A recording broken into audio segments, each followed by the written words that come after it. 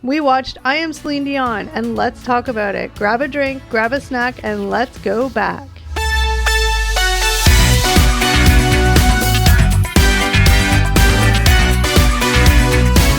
Hi guys, and welcome back to another episode of Gen X Unfiltered, the podcast. What's up, everybody? Hey. I totally screwed up that opening, but we're not redoing it because it is what it is. It is what it is. It's live. Well, I guess that's real life. It is. Okay, so as the title states, we are talking about the documentary, I Am Celine Dion. But guess what, guys? We're going to throw a curveball into this one. What? We're going to do the whole podcast in French. That's what I was going to say. Were you trying to say Generation X? Zut alors. Generation. Like, the podcast is over. That's all we got. That's Yeah, it. we got about 6 words in there. Bonjour, au revoir, comment ça va? Yeah, that's about it. My French is sad. It's not that good. I'm embarrassed to. Yeah. And I'm from Montreal. Well, that's the worst part. Be like, oh, you speak French? Like, Okay. You were born in the Belle Provence. I know. In fairness, you were there till you were like 5. No, I know. My family, they were Anglophones too, so you know. All no one right, spoke let's French. get back on track, guys. All right. Okay. We talk too much, so let's get back on track. What are we talking about today? I Am Celine Dion is a 2024 documentary directed by Academy Award nominee Irene Taylor. The film offers an intimate and raw behind-the-scenes look at the life of the iconic singer Celine Dion. It delves into her personal and professional journey, focusing particularly on her battle with stiff person syndrome, a rare and debilitating neurological disorder. The documentary spans over a year of filming, capturing Dion's resilience and determination to continue performing despite her illness. That's the summary of the documentary. Yeah. Documentary much in a nutshell. So for those of you that don't know who are listening, we are from Canada. We are from Ontario, not Quebec. But I can say, even in Ontario, I mean, Celine Dion is like queen here. She is, yeah. Yeah. And it go to Yeah, she's like legendary status. go to Quebec, and it's like, whoo. Yeah. She might as well be on the money. Like, she's that, like... Well, she is money. Yeah. Yeah, Yeah, well, but she is huge in Quebec. Yeah, like you can go back and look at her, like the wedding she had there. It was like it's like the royal family or something like that. Yeah. Her wedding there. Oh my So, God. needless to say, I mean, not only is Celine Dion one of the all-time selling artists, I mean, we're proud to say she's Canadian. Yeah. No, her story is crazy too. Like coming up from a small town in Quebec to relative poverty, really. Yeah. to where she is now. Like it's a crazy. Really quickly, don't worry guys, I'm going to keep it really brief, but just a little background on her for those who don't know, and then we'll talk about the documentary. Sure. Yeah. Sound good? Yeah, it sounds great. Okay. She was born March 30th, 1968 in Charlemont, I don't know how to say that, Quebec, Canada, small town. I don't know where that is in Quebec. She was the youngest of 14 children in a musical family. I think it's fair to say she came from a very good Catholic family. Yes, 14 siblings. That is She followed crazy. through to the letter on that one. that's Mama crazy. Dion, she's a busy lady. Oof. Nowadays it should be mom would be have a TV show or some reality show. I know. 14 kids and counting. Some of that. She began singing at a young age and gained attention with her first public performance at the age of 5. At 12, she recorded a demo that caught the attention of René Angelil, who became her manager and later her husband. Super creepy. Well, yeah. I mean, yeah. Well, Yeah, we'll he didn't marry her right away. No. We'll talk about that. Yeah. She released her first album, La Voix de Bon Dieu, in 1981. Gained international recognition after winning the 1988 Eurovision Song Contest representing Switzerland with the song Ne partez pas sans moi. I had no idea that she won Eurovision. I didn't know that either, That's actually. crazy. I know. Yeah. So really quickly, her first English language album, Unison, was in 1990. She achieved global superstardom with albums like Color of My Love, 1993, Falling Into You, and Let's Talk About Love. I remember all those. I don't recognize. I don't recognize any of those titles.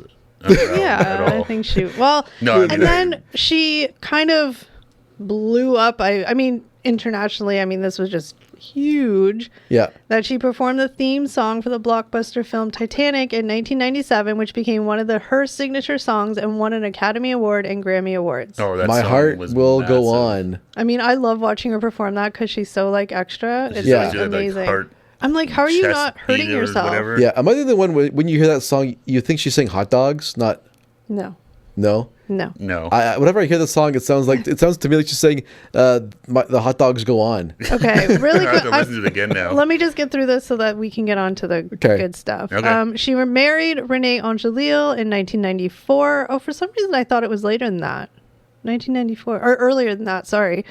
She has 3 children: Renee Charles, born 2001, and twins Nelson and Eddie, born 2010.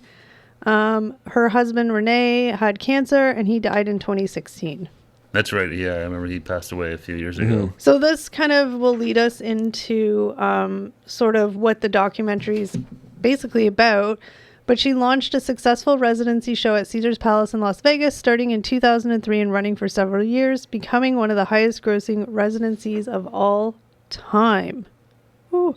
And then in 2021, she revealed her diagnosis with stiff person syndrome, a rare neurological disorder which affected her ability to perform. So that kind of takes us to the documentary. Yeah. Really quickly, going into the documentary, I didn't really know what to expect from it. Like, I thought it was going to be kind of like talking about her career, talking about her life, like building up to sort of where she is now. I don't know about you guys, but me, like, it didn't really have any of that.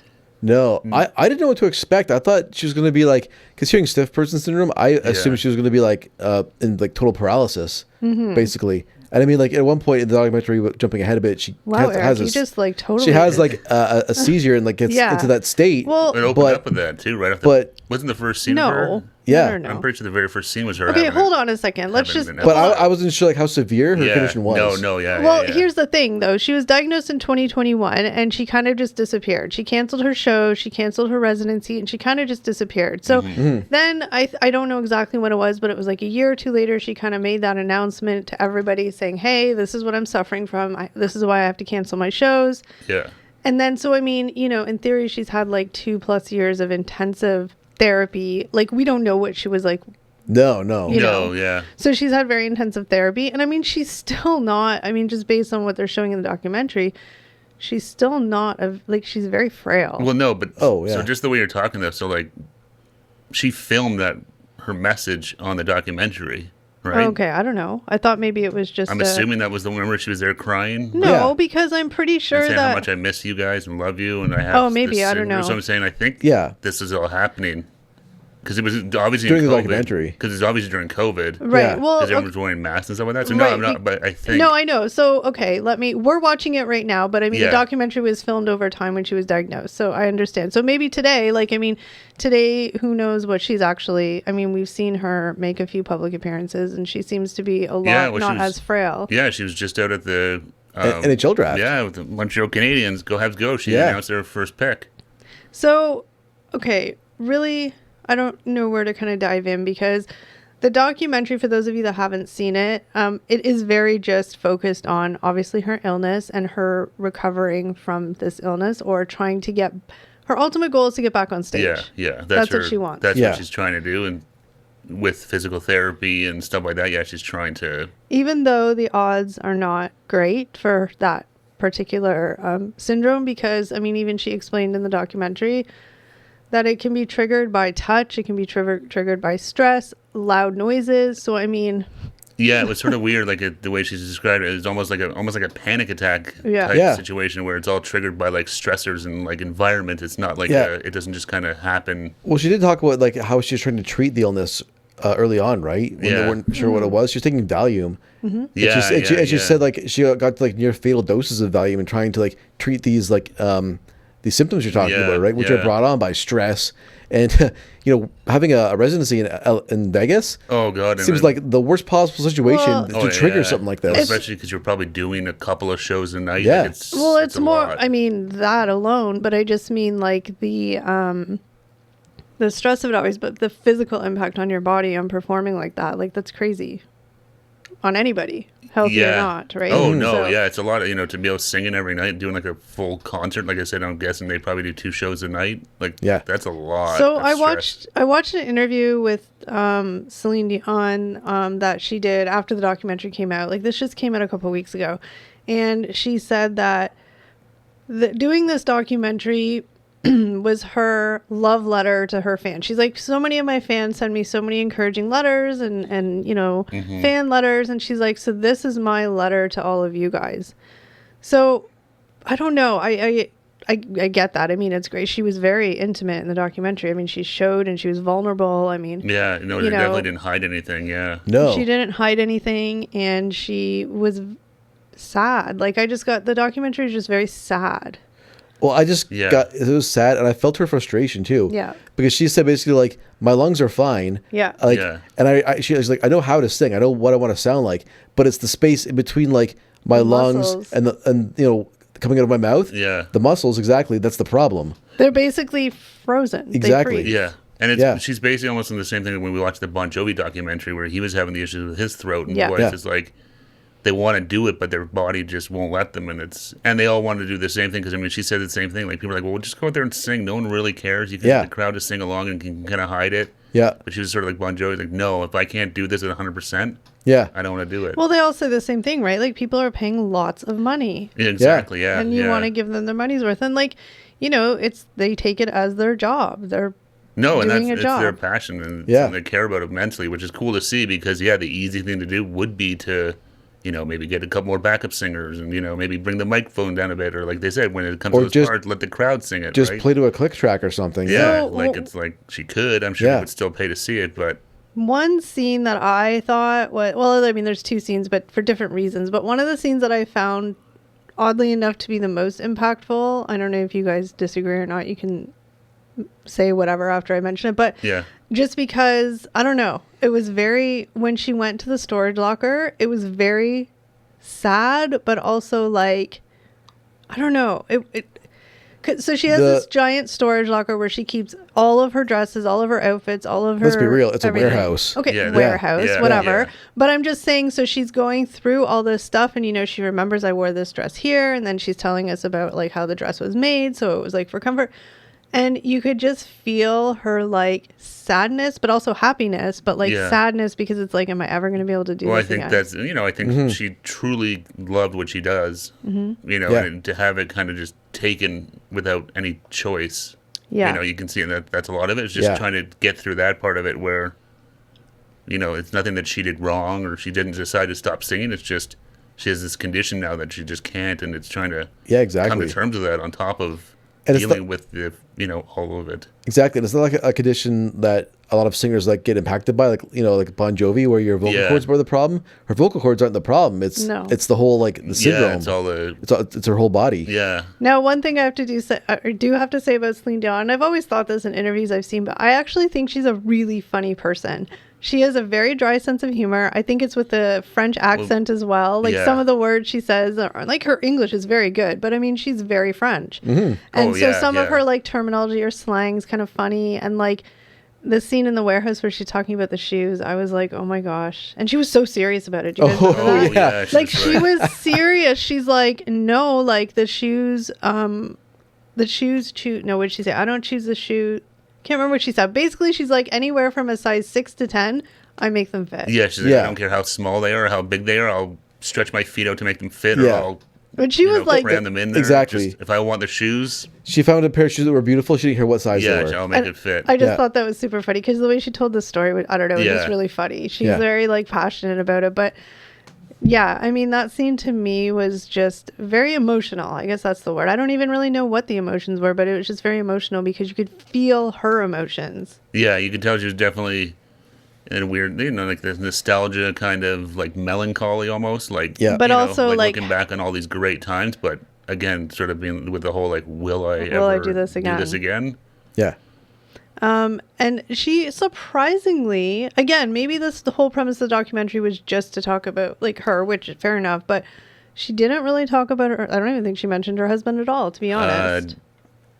Maybe like in passing. I mean, his name came up a few times, but that was kind of it. There was no real. Yeah, I think they mentioned briefly. I think her husband gave her something.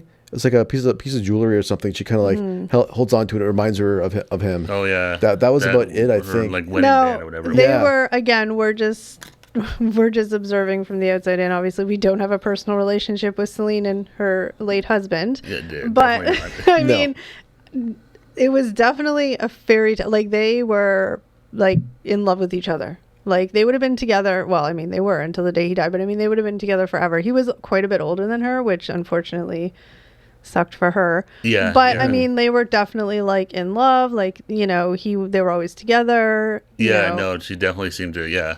Like, she adored him. Connection there. Yeah, I mean, I make a joke about it. It's a little weird that he met her when she was 12. That always seems a little weird, creepy. I mean, let's just assume everything's on the up and up. And well, they had whatever. You know, they have 3 kids and seem to be a happy marriage. So, you know, who am I to judge? I think he's like 20 years older than her or something.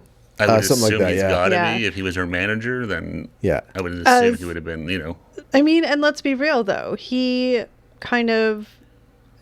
had a passion for singing, obviously, but I mean, he kind of like saved the family, made her. Well, you know? I don't. Yeah, I mean, I still can't believe she was in Eurovision. I had no clue. And for Sweden too, that's Switzerland, which is, I mean, obviously Canada's never in Eurovision because we're not in Europe. But so how she kind of got into Switzerland is. I'm not sure crazy, how it worked out. Yeah. But she won. I had never heard that before. Yeah. Now I think it's pretty undisputable that Celine Dion, okay, I should say in my opinion, I don't want to talk for anybody else, but in my opinion, Celine Dion is one of the greatest singers of all time. Yeah, she's Fight me, Eric. I'm not gonna fight you on this. Yeah, no, she's. I'm just hearing hot dogs go on. No, okay, like she's a ballad singer. I mean, 90% of her songs are like love songs. Yeah, she has an amazing voice. And she talked about how high and low she could go. Or whatever exactly, it was, like. And that kind of was what stiff person syndrome. She found it impacting her voice, right? She couldn't, you know, when she does her like stretching for her songs. She found she couldn't go low enough anymore. And we're talking about like impactful scenes in the documentary, right? For me, that was one of the most impactful scenes was when she's trying to sing. She's trying to like record a song in the studio. And you could hear she's just like singing this higher register. It doesn't sound like Celine. It's her singing, but it just doesn't sound right. And even she knew it was shit. Exactly. She knew. She listened back. She's like, let's, you know, to her point, she's really trying to persevere. She's like, let's do it again. Let's do it again. But you could hear it's not right. And she heard it too. She knew it too. She was like, this is not. And it was like, wow, this is like, you know, it's really like, that was, to me, was probably one of the most impactful scenes was to sing like how this had affected her voice. Hearing her actually try and sing. It's like, for any listeners out there who are like, oh, I don't know, I've never heard of Celine Dion's songs. Like I said, if you've heard the Titanic song, which I think pretty much everybody in this world has at some point, that's her. That song was, it's massive. That song, that movie, that was like 97, I guess it was. Yeah, exactly. Was huge, if you were like alive in 97, like you could have not, there's no way you didn't like hear that song. I mean, and like I said, she's up there with like Whitney Houston to me. Like she has such range, and even like they were showing some old clips of like, you know, footage from whatever. I'm sure she's been recorded doing numerous things over the years. But they show, and like just her ability like on the spot to just belt out a song and hit those notes. Like what? Like she just kind of does it. It doesn't seem like it's just so natural to her. And then she kind of went through this era in the 90s where I call it her like pop bad girl era, considering Celine Dion is like love song central. Pop bad girl era. Well, because she had the short hair and she's doing all the like, she's wearing the leather on stage. I forgot about that. Was like, you know, like I mean, it was the 90s. She was trying to compete with like the Britney Spears and Christina Aguilera's. Well, I don't know about that. I mean, she was still like ballad pop, but like she was for her, it was like, you know. But speaking of that, did you hear what she said in the documentary? She's like, I always wanted to be like a rock singer. Which I believe, because if you watch her perform, because then she could get away with the raspy voice. But if you watch her perform in like all the performances she's done, she definitely like she's a ballad singer, but she's not just standing there like she's like moving and she's not walking around. She looks like she's having a blast on stage. Like, really enjoying herself up there, around, having fun, like dancing. She's not just like. An opera singer singing into a microphone, not moving like Pavarotti or something. No. She's like, you know, she put on her show and stuff like that. And then obviously one of the big scenes in the movie, which I knew was going to happen because I had seen clips, but you know, whatever, was she actually had I don't know what you call it, an episode on camera. A seizure, I think. And one of the things was the people filming it, like in an interview, she said they were like, oh my gosh, we like, because they happened to be filming when it happened. They're like, we'll take it out. And she's like, no. No, that's good. I mean, because that's the thing, and we sort of touched on like this whole documentary is strictly sort of about this season of her life where she's battling this illness and stuff. So it was good that they left it in because... But I think that the title was a little misleading. I Am Celine Dion. I thought it was going to be kind of like a more of everything. That's what I was expecting. Yeah, I thought there was going to be a much more like kind of about... Like they obviously talk about her family. They show clips of her growing up and they do talk about it. But it's a minimal part of the story, yeah. Well, sorry, I'm jumping around. They're gonna go crazy. I'm sorry to the listeners, but we'll go back to what I was just talking about. But Steve mentioned earlier when I was talking about her marriage and stuff, about how big of a deal in Quebec her marriage was. Yeah, it was on TV.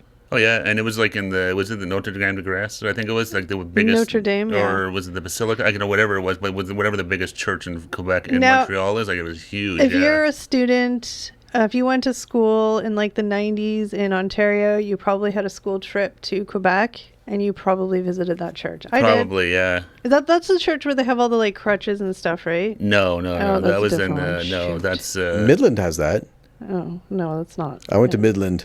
Eric I didn't go to Ottawa. Quebec. Eric came from a small town. They could only go to Midland. No, I think they got married in Montreal, not Quebec. That was outside of Quebec City, the one you're talking about. Okay, they got married in Montreal? I think so. I'm pretty sure they did, yeah. Okay, which is funny because Renee, her husband, is a divorced Catholic. I know, that was always, some people mention that. It's, Well, you got enough money to pay the church will do whatever you want. Yeah, okay? yeah. It's funny how, I don't know, I don't know. But just really quickly, so her church was televised. It was like, news in Canada when she was pregnant, when she gave birth to her first child. It was like on the news tickers here. It was like Celine Dion gives birth. Like, it's crazy. Prince of Quebec. When I tell you that she's an icon in Canada... Like, she's an icon in Canada. It's, like, crazy. Well, especially in Quebec, In Quebec, French in Quebec is, there's living here in Canada. We hear it all the time with, They're different worlds. Well, not that, but it's, they're fighting to keep French. Yeah. Right? It's slowly disappearing more and more. So to have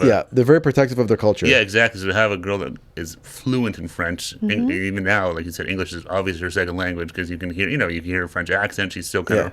But to have someone like that get to where she did. And to still be very, very humble. Yeah, it's, she's a huge example of, a shining star of the Quebecois. Obviously, she comes across as humble. And, she obviously lives in Vegas now. She doesn't come back to Quebec often, That surprised me a little bit. I wasn't sure if she'd stay in Vegas if her residency was But I think because her kids, right? She has, 12-year-old She has 12-year-old kids that are probably in school and, all that kind of stuff, right?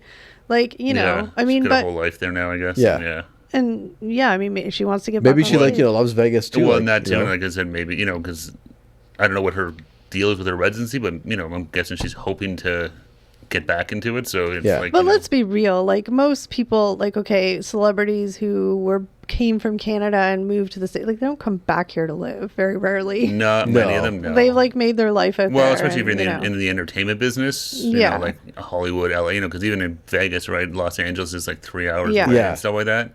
Now, although she does have, look at her cottage. You want to see, she's got a nice place in Quebec, that massive cottage she built. And she probably never goes to. Well, I think it's a family cottage for everybody. Because, she got 14 siblings, so. She got to look after those siblings. She built them like a condo. It's massive, that thing, Okay, so now I'm going to circle back to the thing that I brought up that we started talking about. Then we went off topic. Sorry, I went off topic. And then now we're going to circle back, which is, to me, probably the most poignant scene in the whole entire documentary. Where she has an episode on camera, a full from start to finish episode. Yeah. And I'm not going to lie, it was terrifying to watch because... It's pretty crazy, Terrifying because I feel like her body was completely out of her control, but her mind was completely there. Because the way they were talking to her, she's coherent. Terrifying. Yeah. And when I say, so it started out where she was at the physical therapist. I don't know exactly what, I'm going to say physical therapist. It was some sports medicine doctor. Yeah.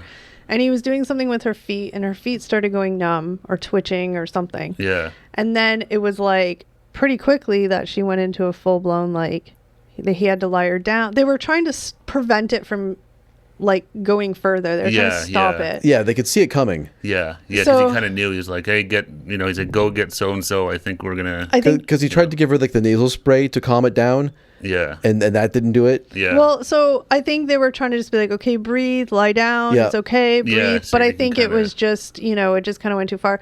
So I mean, it just went from where she was lying face down.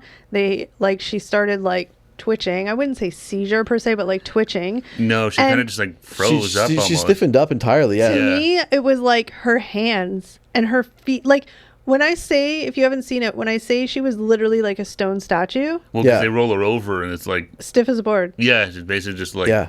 Yeah, but you can see her face. Like, well, that's what got me the most was her face. It was literally frozen in an expression of pure and utter terror. Yeah, she was like, she started crying. She couldn't even blink. I think there was tears coming. Yeah, there's tears coming down her face. It was and she awful. was kind of like moaning and groaning because I think like the moans. Yeah, and they were talking to her and like trying to, and then they're like, okay, like because obviously they have levels of treatment of how to like whatever. So they ended up having to give her the Valium nose spray, which I feel like the way they were talking was sort of like the last resort. To I think so, get them out of it.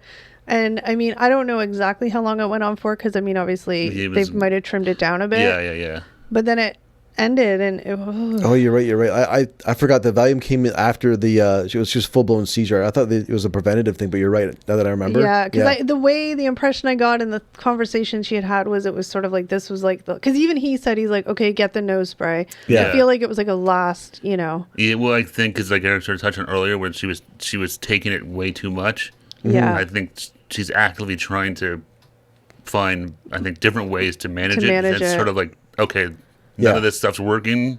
Yeah, go to the medicine. I forget the number she said. It was like 100 or like 1,000 milligrams of Valium she's taking a day. Yeah. She said basically it was like she was up to like near lethal doses. Yeah, so I kind of feel like she's now with the therapy and she's trying to manage it more naturally. Yeah, and it's like okay, and then it gets to that point where it's like okay, we need the medicine. Yeah, because I mean, like again, just thinking about her hands and her feet, like they were like her hands were like claws. Yeah, and at one point he's like, "Just squeeze my hand if you're in pain," because she couldn't talk. No, he's like, "If you're in pain or whatever, squeeze my hand or something." But it was just when they rolled her over and you could see her face frozen in that expression. It was like, it's really sad.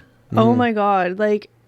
And I mean, I'm not saying this to be anything other than just factual what it was. I mean, it was a horrific face. Yeah. It was just terror. And like I said, she didn't even blink. Yeah. Well, and that's the thing, like, because other than the first time here, when it first kind of came out that Celine Dion had this syndrome, I'd never ever heard of it before. Yeah.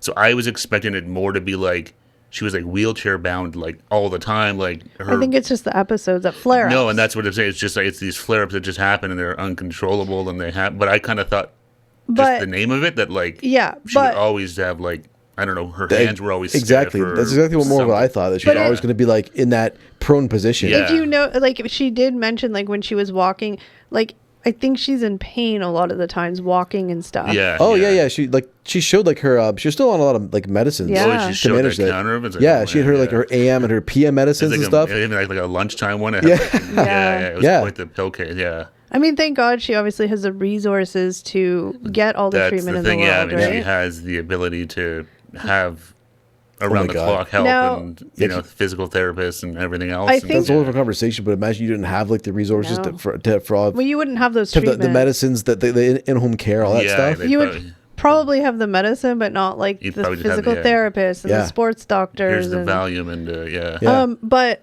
also too, I totally lost my train of thought and I was going to say something. Oh no, I forgot. It was related to what you guys were saying. Oh. I think at one point in the documentary, she did say that this SPS affects like 1 in a million people. Yeah, she definitely says like 1 in a million. Yeah, because I don't like I said, I've never heard of it before. Same.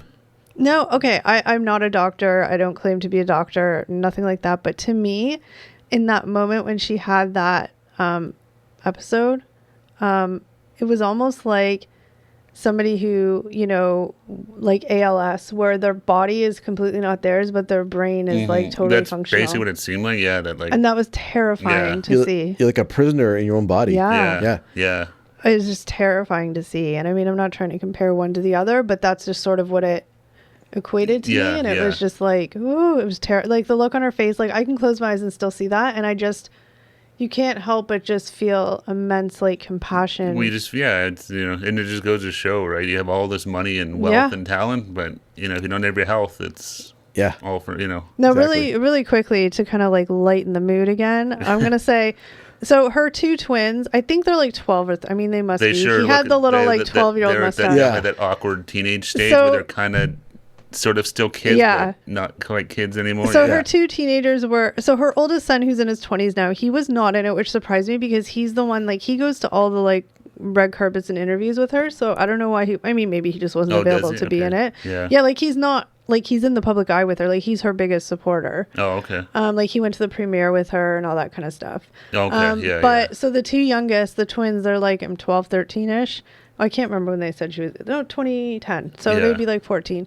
Now, they showed a couple of scenes with them in it, and like her house, of course, it's a beautiful house, but the one scene where the kid was in his room gaming, Steve and Eric were like, what? Oh, yeah. Oh, my God. And then what happens? I was like, what? Remember, they're gaming, and then the guy comes, and he serves a milkshake. Oh, my God. The guy coming. Yeah, I know. Yeah, they're like there's a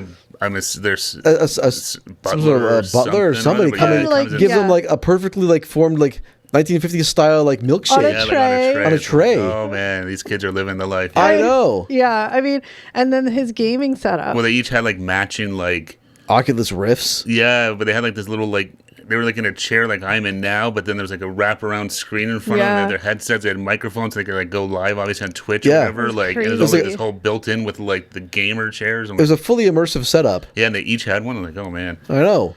I was thinking though, it must be funny too because the brothers, like the two of them are obviously like 10 or 12. They're other brothers in his... I think he's like, well, he was 10 years older, so he's like 22. 25, so I'm just thinking they must have two totally different experiences. Oh, like, yeah. The younger son came up like during her the Titanic era and all that stuff, so he was there for all of that, whereas now the two younger ones are kind of like... Well, he wasn't even... around for the residency, more or less. Hold on a second, I'm gonna... Yeah, so I'm saying it must be like, he was... No, I'm gonna fact, because I'm getting myself confused. So he...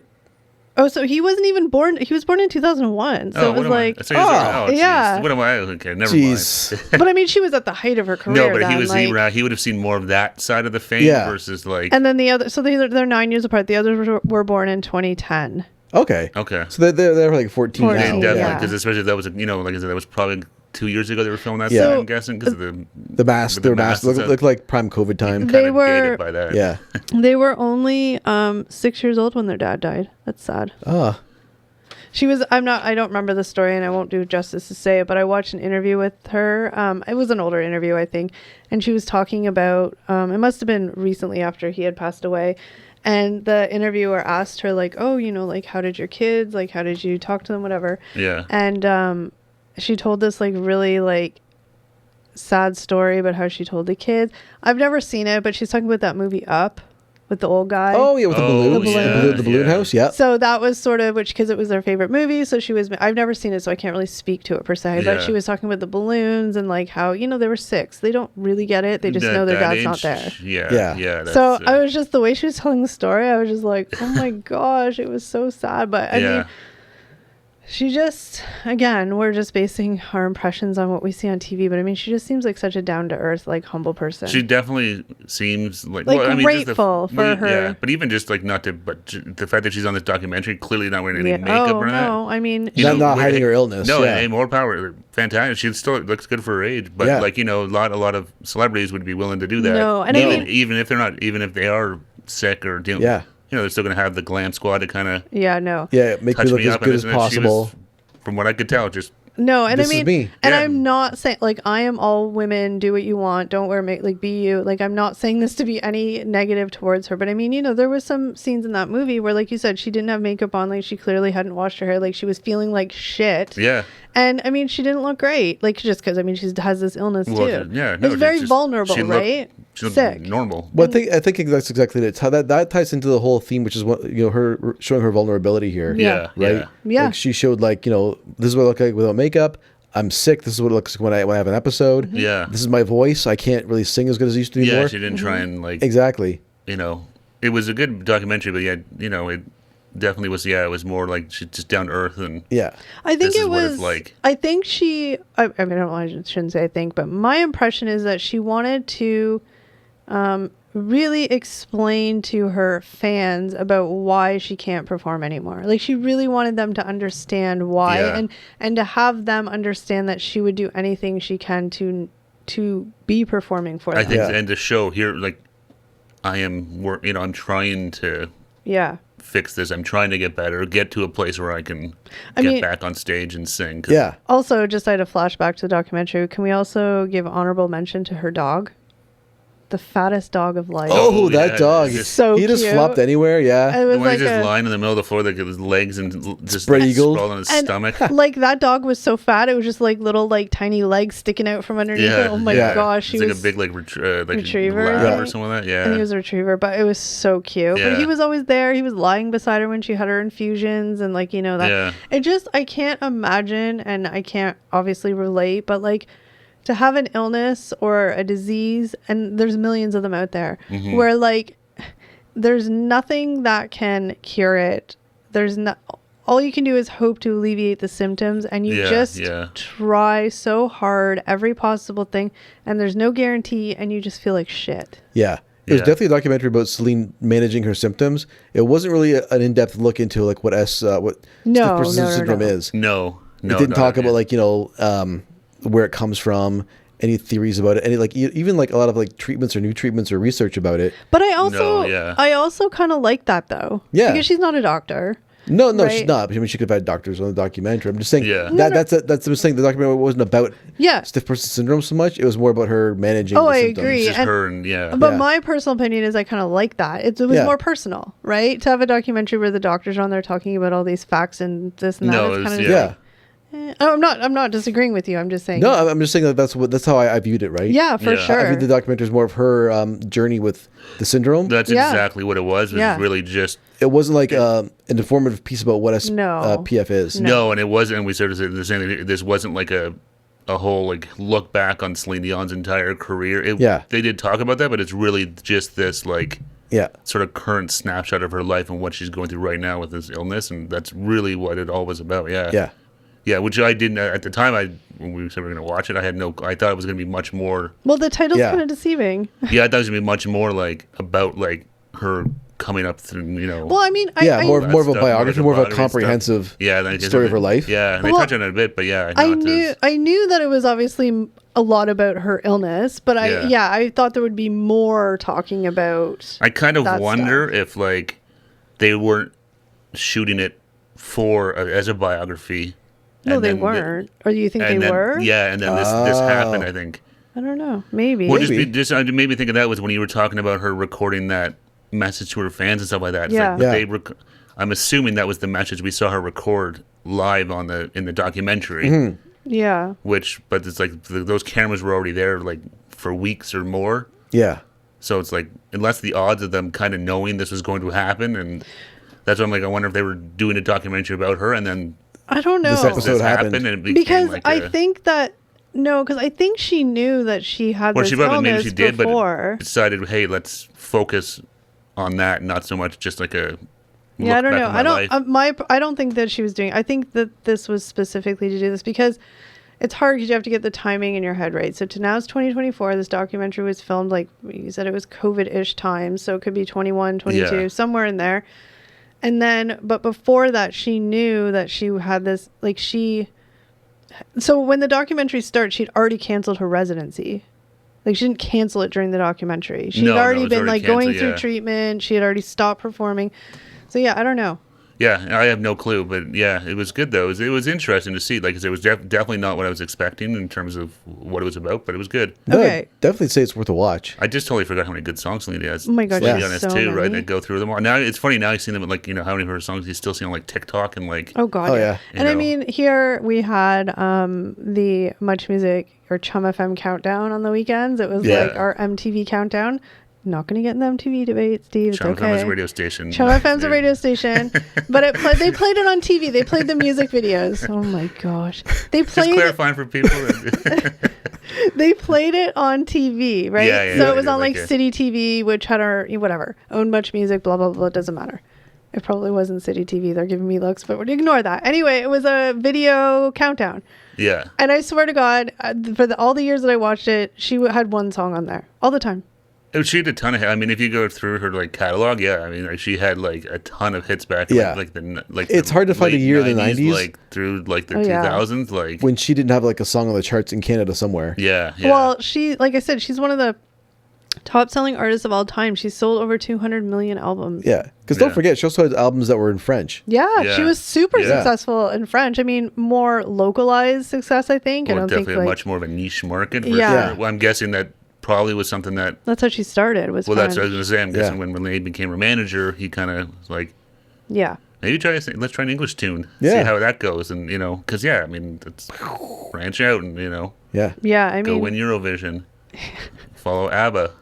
But I mean, she, like I said, she is, don't ever speak bad about Celine in Canada, especially Quebec. In Quebec, no, not Quebec. They will hurt you. Yeah, no, I thought it was hilarious though, seeing her come out for the Canadians at the draft. And she looked amazing. Yeah, she looked really good. She looked confident. She looked, like sturdy. And again, like from when the documentary's filmed to now, it could be a couple years. Like, I don't know exactly. A year or two at least. But she looked happy and like excited, and and she even came out. I saw sometime during the season. I saw she showed up at a Canadiens game in Montreal too. She was a lot, or maybe they were playing in Vegas. They must have been playing in Vegas. I bet. Yeah. She showed up there just to obviously she's a huge hockey fan. Go Habs, go! Well, that's the thing. If you are, especially the Quebecers, I mean, they're never. I don't know what I'm trying to say, but I'm saying they're born like, they're Montreal Canadiens fans. Like, that's it. Like, there's no, I guess that's why, because you are. There's no in between. That's no, right. it's like. They used to be the Nordiques, but not anymore. So now there's officially no in between. Why? Was the Nordiques more popular than Montreal? No. No. I don't think so. I mean, I guess it depends where you live, but, Well, and so Quebec's like interesting. Like, obviously, Montreal, it's all French. They all have French there. Everything's French. But Montreal has more English-speaking people, Montreal area, whatever. Whereas like Quebec City, it's more very French. They don't speak a lick of English there. Yeah, and they don't try to either. It's fact. Whatever. They're very proud of their language and their heritage. No, I mean, if anyone listening who's never been to Canada, like you come up here, everything is bilingual in Ontario. Across the country, except for Quebec. Yeah, but. Everything is English and French on all the signs. I'm everywhere. assuming it's all of Canada. I don't know. I only know Ontario, but I'm assuming. I'm pretty sure it's all Canada. I'm pretty sure it's all of Canada. I would assume, yeah. Yeah, everything's well, like we've shown that before. Every one of our food packaging, French and English, French and English. Yeah. So I'm saying, so anyone watching this has never been to Canada or seen any of our other videos on our other channels. Yeah, may not know that, but everything's bilingual up here. And we grew up going to school. Now they start even earlier, but like French is a mandatory course in school. Yeah, from we took it. Now it's grade 1, which is smart. Good. I wish I knew French. I know. Me too. I wish I took it again when I was my other job. They were offering French lessons. I took them for a couple of years, but then end up canceling because they were like, it costing too much money. It's if you want to work in the government here, it's very difficult if you're not bilingual. If you're bilingual, it makes gives you a lot more opportunities for stuff like that. Like higher government jobs and stuff, especially if you're in Ottawa, where the federal government is and stuff. But anyway, we went off the rails a little bit. I was going to tell the story. I had a friend that was bilingual, and he would always, if you ever got a traffic ticket or whatever, he'd always request a French hearing because the cops would never show up. Smart guy. Very clever. Okay, before we end it though, quickly, I mean, I don't know if it really matters, but I feel like I need to ask the question.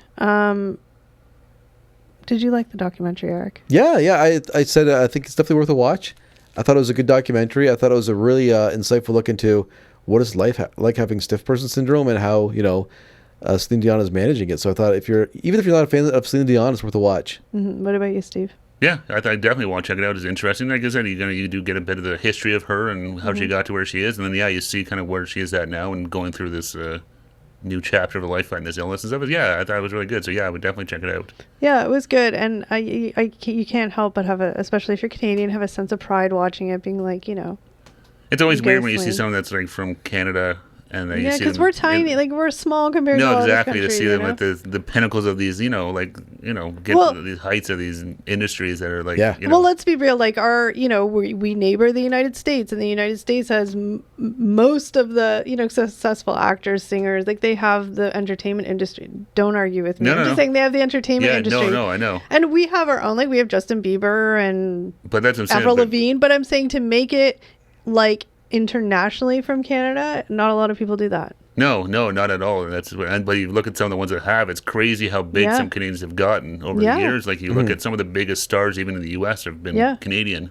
Yeah, which is cool, and it's really awesome to see. I mean, considering there's 10, they had 10 times the size of us. Yeah, I mean, I don't think that Nickelback's on that level, but Nickelback, no, I mean, they have I was thinking more like take like Drake. No, I know, I'm just teasing because Justin Bieber. Nickelback's kind of like the joke of Canada, like because I shouldn't say that there are people that like Nickelback, but like the lead singer guys kind of just seems weird and annoying.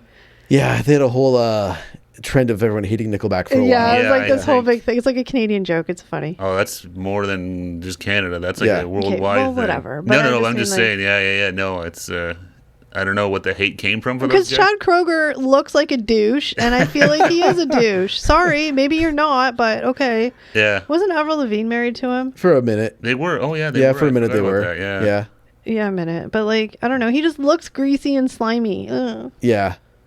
Yeah. I think he just took himself too seriously. What's the thing? In interviews, but remember people asking him like, "We're going way off the rails right now." It's okay. Yeah, that's all right. Remember people asking him like, why does Nickelback suck more or less? Yeah. And he'd be like, well, 100 million people who bought our albums say Nickelback don't suck, so Nickelback doesn't suck. Oh P.S. We sold 100 million albums. Yeah. Like relax. Yeah. Like whatever. You could like just let it roll off his shoulder, make a joke about it, like my mom thinks I'm cool or something like that. Exactly. There's no way they sold over 100 million albums. They sold a lot of albums. They were huge. Really? Well, I'm not sure if it's 100 million, but it was a lot of albums. No, that's like. I'm not a huge Nickelback fan, but they were. I mean, they do have catchy songs. Because they hit in the tail end before MP3 and downloading took off and streaming, right? Oh yeah, no, they were a huge band. I mean, they do have some catchy hits. I'll give them that. And for whatever reason, just like the Rockstar song. They're kind of having like a resurgence again now, of being cool again. Like the Rockstar song, I like that song. That was catchy, yeah. Anyway, I remember seeing them live at the Much Music Video Awards. I was there once. Okay. Whoa. Anyway, sorry, this is about Celine Dion, but a little bit of Canadian in there. We can't help but talk about Canadian artists sometimes. It just you talk about one, and everybody's mixed in. But yeah, I mean, I think definitely it's a very emotional, very raw, very documentary. Watch it if you're a Celine fan. Even if you're not, give it a watch. I think it gives you an appreciation for at least the vulnerability she's willing to share with the world. 100%. Yeah, Jenny, was it on Prime, right? Prime, yeah. Prime, yeah.